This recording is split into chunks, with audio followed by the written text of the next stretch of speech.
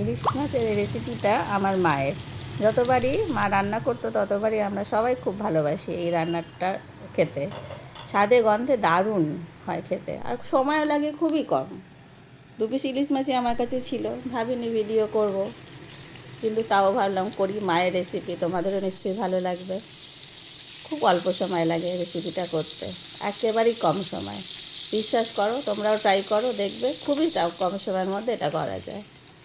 অল্প করে একটু নুন আর একটু হলুদ মিশিয়ে মাছ 2 পিস ছিল ভিজে নিয়ে তুলে রাখলাম। ওই তেলের মধ্যে আলু বেগুন অল্প করে দিয়ে ভাজলাম, আর সাইডে একটু পাকা করে ওতে কালো জিরে, কয়েকটা কাঁচা লঙ্কা চিড়ে নুন হলুদ দিয়ে হালকা করে ভাজবো। আলু বেগুনটা একটু হালকা করে ভাজা ভাজা হবে, জল দিয়ে ঢাকা দিয়ে দেবো। মিনিট 10 মতো ঢাকা দিয়ে রান্না করলেই হবে। এই আলু বেগুনটা যতক্ষণ না আর কি সিদ্ধ হয়।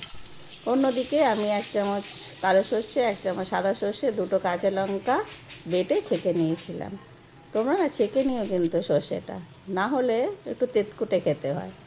ওই সর্ষের মধ্যে একটু হলুদ আর একটু লঙ্কার গুঁড়ো দেবে, বেশি না, যেহেতু আমি কাঁচা লঙ্কা দিয়েছি।